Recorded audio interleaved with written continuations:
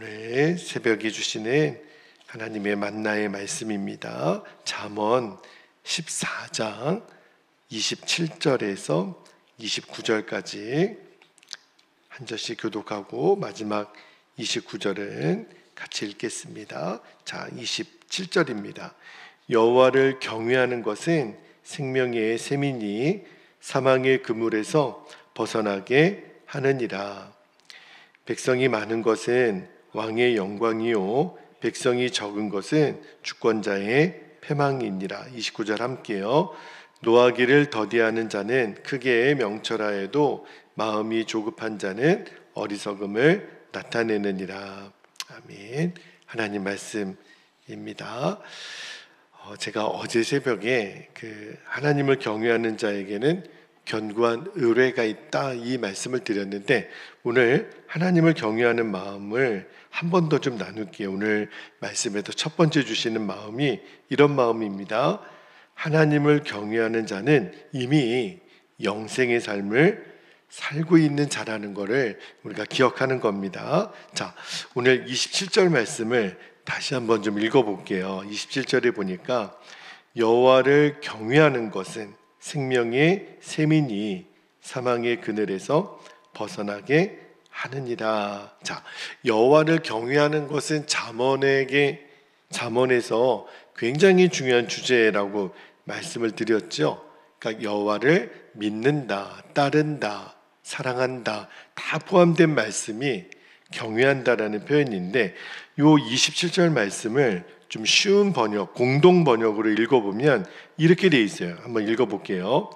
야훼를 두려워하며 섬기는 것이, 경외하는 것이 생명의 셈이라. 그 다음에 뭐라고 돼 있냐면 사람을 죽음의 올가미에서 꺼내준다, 빼내준다, 그렇게 굉장히 직설적으로 표현을 했어요. 자, 27절에 보면 여호와를 경외하는 것이 생명의 셈이다, 생명의 원천이다, 이렇게 말하잖아요.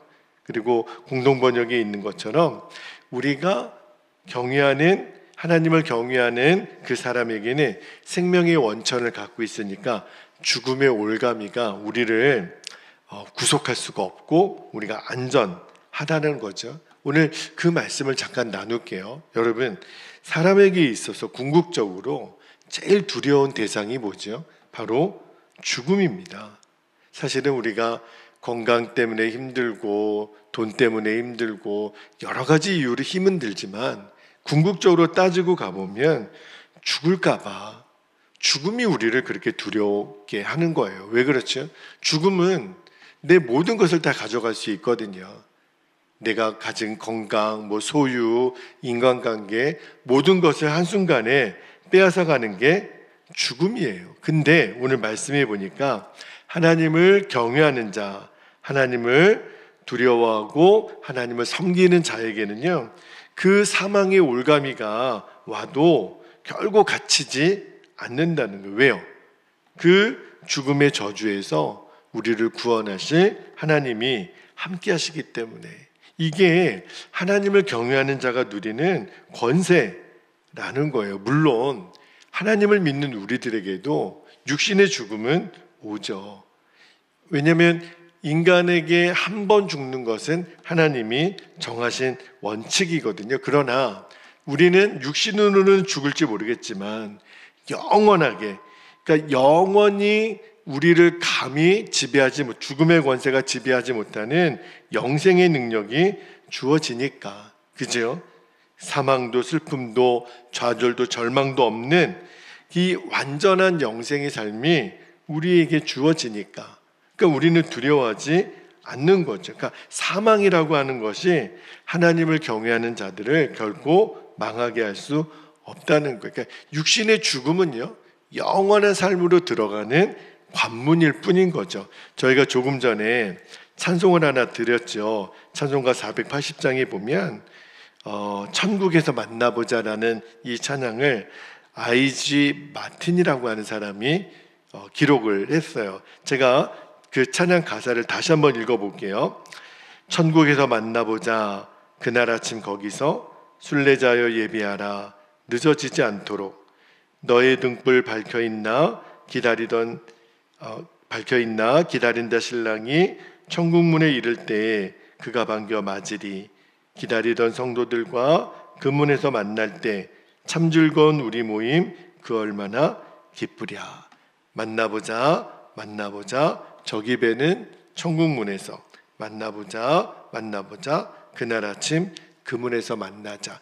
이 찬송가 480장은요 저도 장례를 여러 번 이렇게 인도를 해보았지만 이 찬양은 장례식 때 참 많이 부르는 찬양이기도 해요. 그런데 장례식장은 기본적으로 슬픔의 시간이잖아요.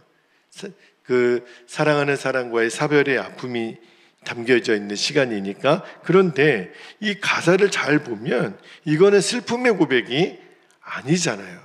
다시 만날 수 있으니까. 여러분, 하나님이 아니라면 어떤 인생이 감히 지인의 죽음 앞에서 이런 노래를 부를 수 있겠어요?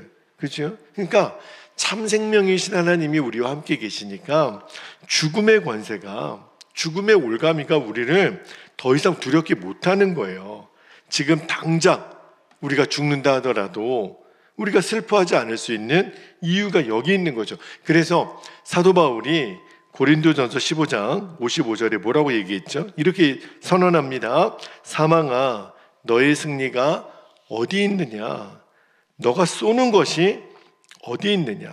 그러니까 사망을, 그 죽음의 권세가 마치 활을 쏘는 것처럼 그 사망의 권세를 표현했잖아요. 그런데 사망이 하나님을 경외하는 자를 이길 수가 없어요. 아무리 화살을 쏜다 하더라도 하나님을 경외하는 자를 맞출 수가 없는 거예요. 그러니까 오늘 말씀을 묵상하면서 주시는 마음이, 우리가 생명의 원천이신, 생명의 셈이신 하나님을 경외하는 자에게는 죽음의 권세가 우리를 감히 어떻게 할 수가 없구나. 그런데 제가 서두에도 말씀드렸지만 이 능력은요, 내가 죽은 다음에 이렇게 나에게 유효되는 능력이 아니라 지금 저 영생, 그 영생은 내세의 그 권세뿐만 아니라 오늘을 살아가는 지금 이 시간에 우리가 영생의 하나님과 동행하는 자에게 얼마든지 맛볼 수 있는, 그러니까 지금도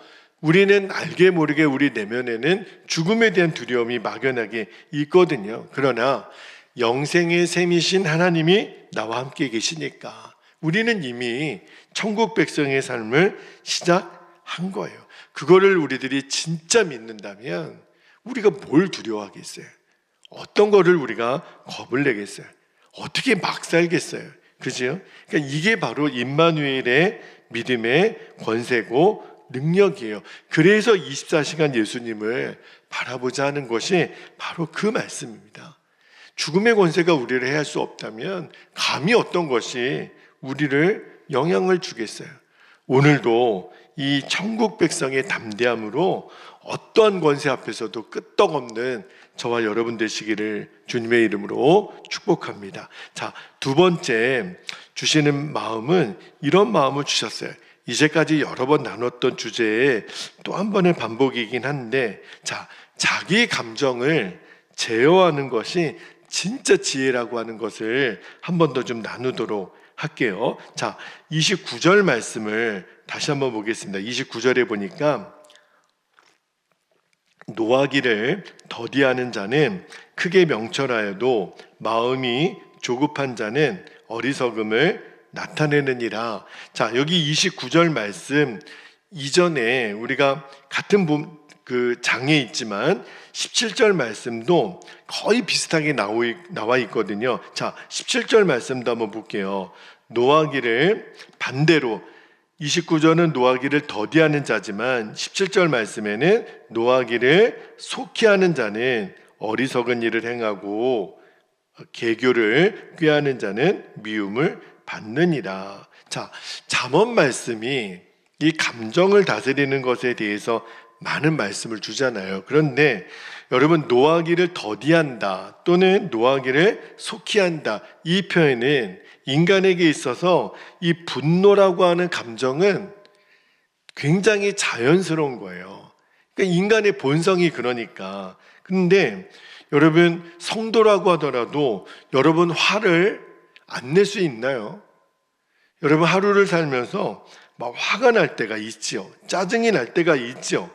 이 분노의 감정은 굉장히 우리에게 자연스러운 감정이기도 하고, 또 어떨 때는 거룩한 분노가 일어날 때도 있어요. 예를 들면 여러분, 민수기 25장에 보면 이스라엘 백성들이 굉장히 그 우상 숭배에 빠져 있을 때 말입니다, 비느하스라고 하는 사람이 거기에 등장을 해요.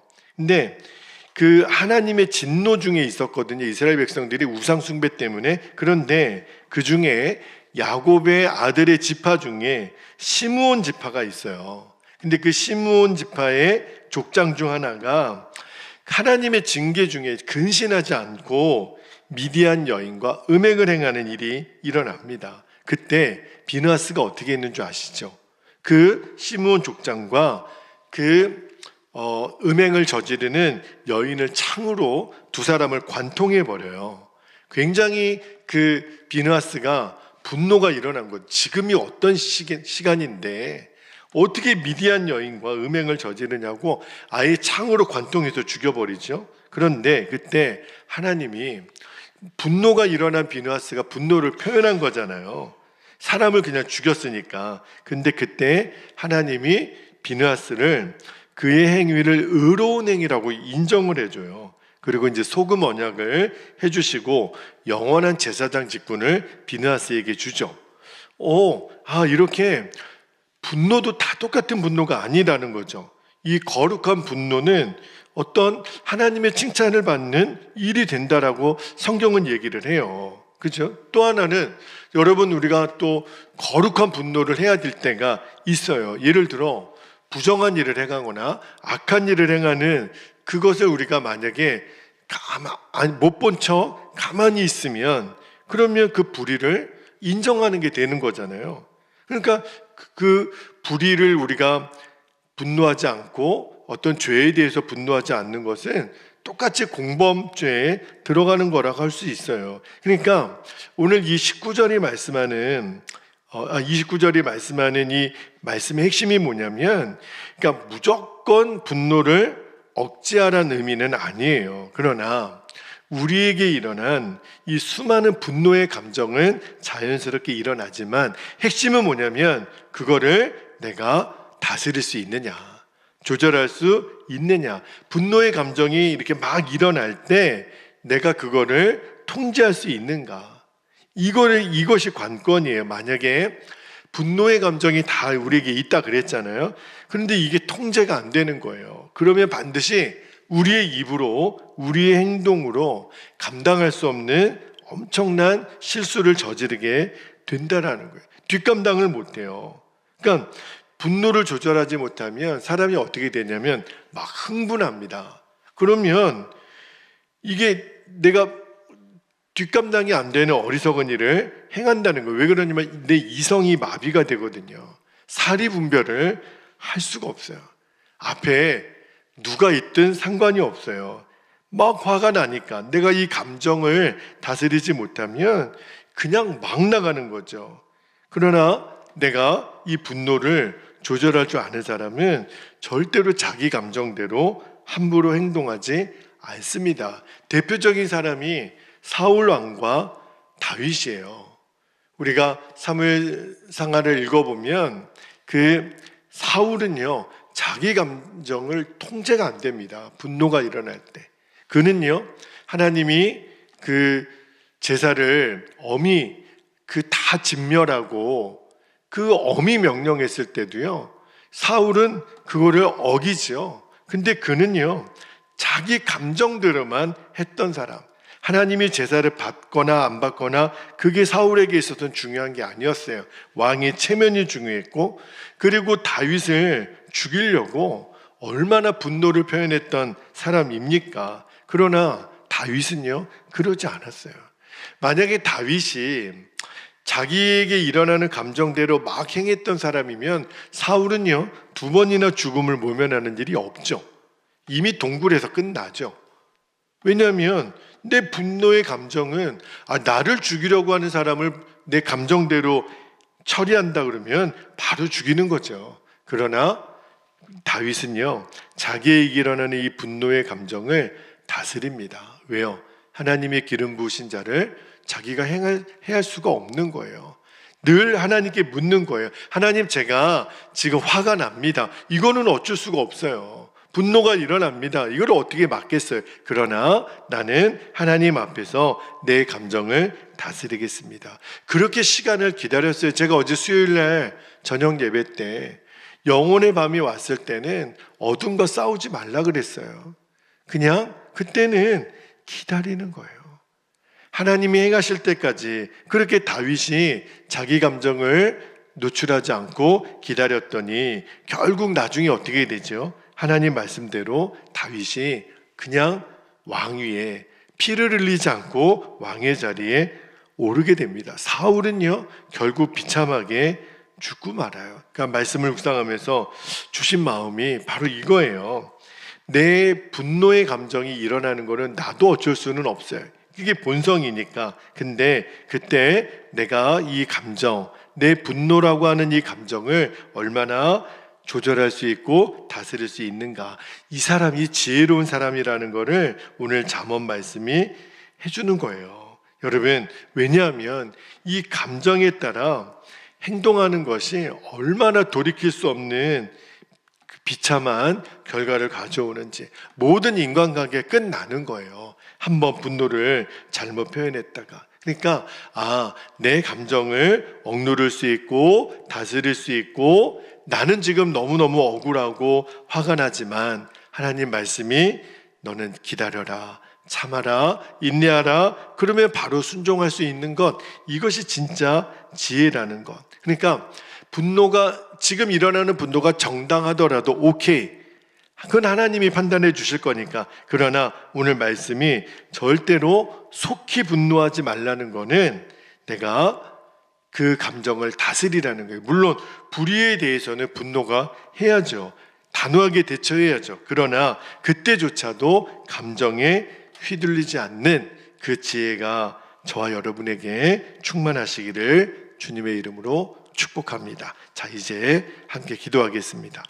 두 가지 기도 제목, 이제 우리가 주신 마음을 기도 제목으로 붙잡을게요. 첫 번째는 하나님을 경외하는 자는 이미 사망을 이겼다. 그리고 영생의 삶을 시작한 거예요. 우리는 이미 천국 백성의 삶을 시작한 자라고 하는 것을 확신하는 겁니다. 두 번째는요, 불의에 대해서 거룩한 분노를 할 수 있어요. 그러나 절대로 감정에 휘둘리지 않는 지혜를 오늘 배우게 하소서. 오늘 이 말씀을 주시는 이유가 뭘까요? 오늘 우리에게 이러한 일을 만났을 때 얼마든지 내가 절제하고 통제하고 다스릴 줄 아는 그 지혜를 이미 가졌다면 우리가 시험에 들 이유가 없다는 거죠. 자, 오늘 허락하신 말씀과 이 두 가지 기도 제목을 붙잡고 이 시간 주님의 이름을 간절히 부르고 통성으로 기도하겠습니다. 주여